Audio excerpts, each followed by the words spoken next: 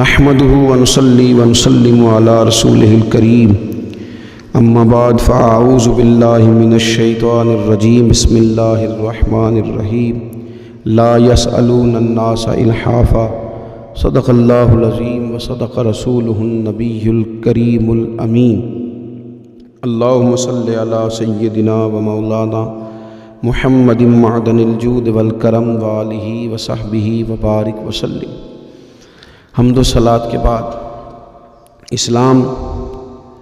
مسلمانوں کو سب سے زیادہ جس بات کی طرف توجہ کراتا ہے وہ ہے اللہ کی ذات پہ بھروسہ کرنا، اپنی ساری امیدیں، اپنی ساری توقعات اپنے رب تعالیٰ کے ساتھ وابستہ کرنا، کشکول طلب جب بھی پھیلانا اپنے رب کریم کے حضور پھیلانا۔ میرے نبی پاک صلی اللہ تعالیٰ علیہ وسلم نے فرمایا تم نے اگر مانگنا ہو تو نمک بھی اپنے رب سے ہی مانگنا،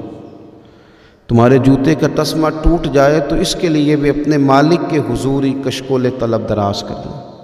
ہم یہ دیکھتے ہیں کہ کچھ عرصے سے سوسائٹی کے اندر گداگری، مانگنا، ہر چوک میں، ہر اشارے پہ، ہر بازار میں، ہر مارکیٹ میں لوگوں کا ہاتھ پھیلا کے سوال کرنا،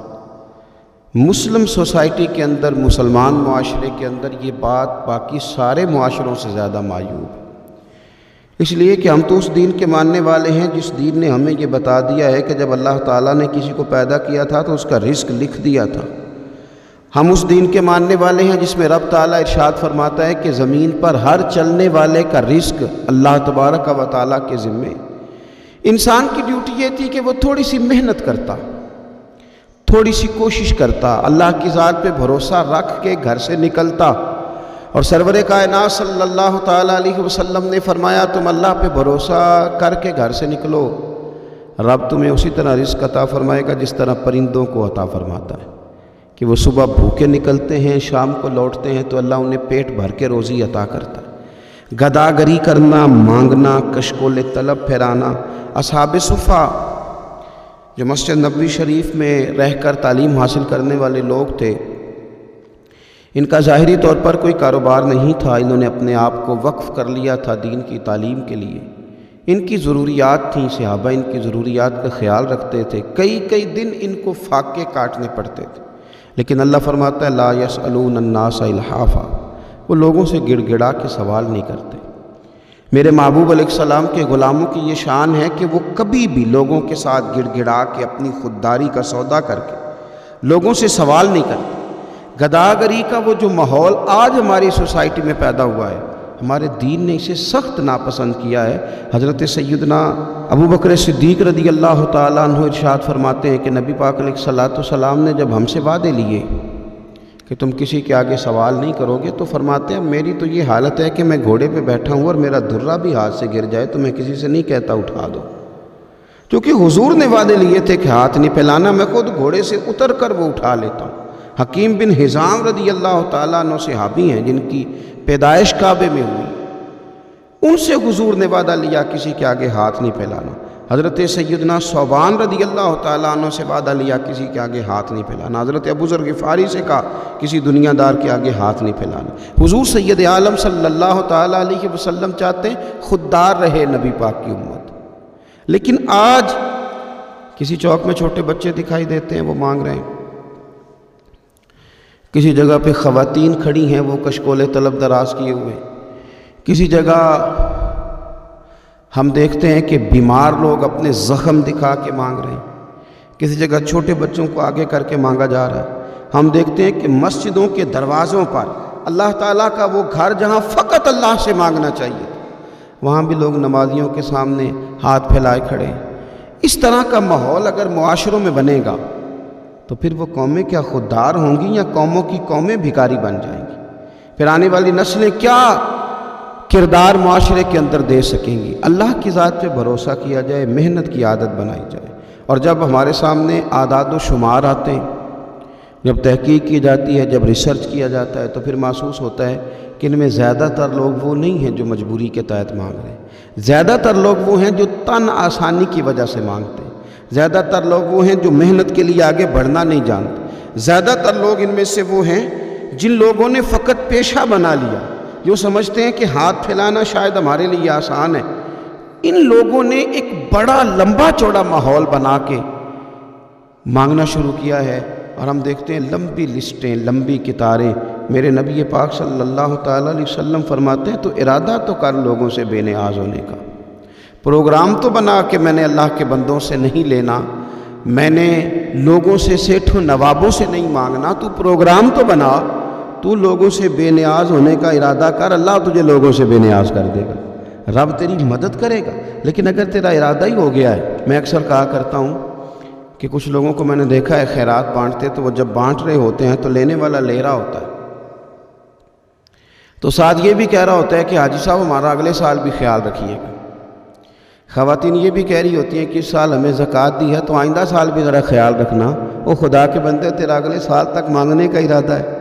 تو رب کریم کے حضور یہ سوال کر کہ اللہ تعالیٰ فضل کرے اور تجھے نوازے اور اگلے سال تو خود دینا شروع کر دے۔ مستقل بنیادوں پہ یہ ارادہ کیا ہے کہ مانگنا ہے۔ میرے نبی پاک صلی اللہ علیہ وسلم نے فرمایا جو بغیر ضرورت کے سوال کرے قیامت کے دن اس طرح آئے گا کہ اس کے چہرے پر خراش پڑی ہوگی، اس کے چہرے پر دھبے لگے ہوں گے کہ یہ بغیر طلب کے مانگتا تھا، نشانات ہوں گے چہروں پر۔ دنیا میں چہرے پہ نشان پڑے تو انسان کتنی تکلیف محسوس کرتا ہے، اگر نشان چہرے پہ قیامت کے دن پڑے۔ اور پھر حضور علیہ السلام نے فرمایا جس نے بغیر سبب کے لوگوں کے آگے ہاتھ پھیلایا، بغیر وجہ کے لوگوں سے مانگا، فرمایا یہ شخص قیامت کے دن آئے گا تو اس کے چہرے پر ہڈیاں تو ہوں گی پر گوشت نہیں ہوگا۔ بلا وجہ مانگنا اور پھر اس طرح کا ماحول بنا لینا کہ بس میں اتنے پیسے، اور ایک تو یہ لوگ مانگتے ہیں اور ایک اور لوگ ہیں، ایک تو ہاتھ پھیلا کے مانگتے ہیں اور ایک وہ ہیں جو گزارا ہی لوگوں کے پیسوں پہ کرنا چاہتے ہیں۔ وہ چاہتے ہیں کہ آج فلاں آدمی سے تحفہ وصول کر لوں، فلاں آدمی سے فلاں چیز لے لوں، فلاں کا پیسہ فلاں جگہ استعمال کر لوں۔ وہ بھی ایک ماحول ہے کہ دوسروں کی جیبوں پہ نظر رکھتے ہیں۔ حضور علیہ السلام سے پوچھا گیا تھا عزت کیا ہے؟ فرمایا جو رب نے تجھے دیا ہے اس پہ قناعت کر، اللہ عزت عطا کرے گا۔ تو یا رسول اللہ صلی اللہ علیہ وسلم ذلت کیا ہے؟ فرمایا لالچ نہ کرنا، رسوا کر دیا جائے گا۔ قناعت کریں، اللہ نے جو دیا ہے اس پر راضی رہیں اور خودداری کا مظاہرہ کریں اور زندگی بھر ہاتھ پھیلانے سے بچیں۔ ایک تو یہ کہ آپ اگر ہمارے جاننے والوں میں سے، ہماری پہچان والوں سے کوئی لوگ ایسا کام کرتے ہیں تو کوشش کریں ان کی گداگری ختم کر کے انہیں کام کی عادت پہ لگایا جائے۔ اور اگر ہمیں یہ محسوس ہوتا ہے کہ یہ آدمی بلا وجہ ہاتھ پھیلا رہا ہے تو ایسے لوگوں کی حوصلہ شکنی کریں، ان کو تنبیہ کریں، ان کو اس کام سے باز رکھنے کے لیے طریقہ کار اختیار کریں۔ اور میری حکومت وقت سے بھی اپیل ہے کہ آپ خود تلاش کریں، آپ اپنے سورسز کے ساتھ پتہ کریں کہ کون کون لوگ بھکاری ہیں جو پیشہ ور ہیں، آپ ان کو وہاں سے لے کے مناسب مزدوری پہ لگائیں۔ اگر چھوٹے بچے ہیں تو ان کو آپ ایسی جگہ لے کے جائیں جہاں وہ تعلیم حاصل کریں، کچھ اچھے پیشے وہ حاصل کر سکیں۔ اور اگر کوئی واقعی لوگ ضرورت مند ہیں، واقعی کچھ لوگ ایسے ہیں جن کو حاجت ہے، تو ان کے لیے پھر آپ بندوبست کریں، ان لوگوں کا آپ سہارا بنیں، قوم بھی اپنے تئیں ان کی مدد کرے، حکومت بھی ان کے لیے اسباب پیدا کرے، لیکن ایک قومی سطح پہ پلان بنا کے ان لوگوں کو گداگری سے ہٹایا جائے۔ ہر اشارے پر جب یہ لوگ کھڑے ہاتھ پھیلاتے ہیں تو یہ ملی طور پر اور قومی طور پر ہمارے لیے سبکی کا باعث ہے۔ یہ وہ والی ہماری توہین ہے جو عالمی سطح پر مسلمان اور اہل پاکستان محسوس کریں گے۔ اپنے آپ کو اس کام سے دور رکھنے کے لیے، ان لوگوں کو بچانے کے لیے اقدامات کیے جائیں، کوشش کی جائے، آگے بڑھا جائے۔ یہ کتنا مشکل کام نہیں ہے، اگر تھوڑی سی بھی کوشش کی جائے گی تو اللہ تعالیٰ مدد کرے گا۔ میرے رسول کریم صلی اللہ تعالیٰ علیہ وآلہ وسلم نا لوگوں کو خود اس طرف مائل کرتے۔ حضرت ابو ہریرہ رضی اللہ تعالیٰ عنہ ارشاد فرماتے ہیں کہ 2 آدمی حضور کی بارگاہ میں حاضر ہوئے، انہوں نے نبی پاک صلی اللہ تعالیٰ علیہ وسلم سے کچھ مانگا۔ اب یہ وہ دروازہ ہے جہاں سے کبھی کوئی خالی گیا ہی نہیں، اور حضور سے تو کوئی قطرہ مانگتا ہے تو کریم اسے دریا عطا کرتے۔ ان لوگوں نے کچھ سوال کیا تو حضرت ابو ہریرہ فرماتے ہیں کہ انہوں نے مانگا، حضور علیہ السلام تو ہر ایک کو دیتے تھے، پر انہیں بھی حضور نے دیا، پر ذرا اس رنگ میں دیا، اس انداز میں دیا۔ حضور فرمانے لگے جاؤ جا کے جنگل سے لکڑیاں کاٹ کے لایا کرو اور لا کر کے بیچا کرو۔ کہتے ہیں ان لوگوں نے یہ کام کرنا شروع کیا، لکڑیاں کاٹ کے لا کے بیچنی شروع کی۔ پہلے انہوں نے کھانا خریدا، پھر کچھ وقت گزرا تو انہوں نے اسی کاروبار سے سونا خریدا، پھر کچھ آگے وقت بڑھا تو انہوں نے سواری کے لیے گدھے اور جانور خریدے، اور کہتے ہیں وہ بار بار لوگوں سے کہتے تھے کہ دیکھو اللہ تعالیٰ نے نا رسول پاک کے حکم میں ہمارے لیے کتنی برکت پیدا کر دی ہے۔ حضور نے ہمیں حکم دیا تھا کہ جاؤ لکڑیاں کاٹ کے بیچو، تو ہم نے یہ کام شروع کیا، تو آج یہ کیفیت ہے کہ گھر میں کھانا بھی ہے، کپڑے بھی ہے، سونا بھی ہے، چاندی بھی ہے، سواریاں بھی ہیں۔ یعنی اس زمانے میں تو گدھا گھوڑا اونٹ سواری ہوتی تھی، تو سمجھ لیں اس کا معنی یہ ہے کہ کار بھی ہے میرے پاس موٹر سائیکل بھی ہے، میرے پاس سواری کا اسباب بھی ہے۔ محنت کی عادت بنائیں۔ گردن کو جھکا دیتا ہے خیرات کا پتھر، جہاں میں مانگنے والوں کے سر کبھی اونچے نہیں ہوتے۔ اور اقبال فرماتے ہیں کہ غیرت ہے بڑی چیز جہانے تگ و دو میں،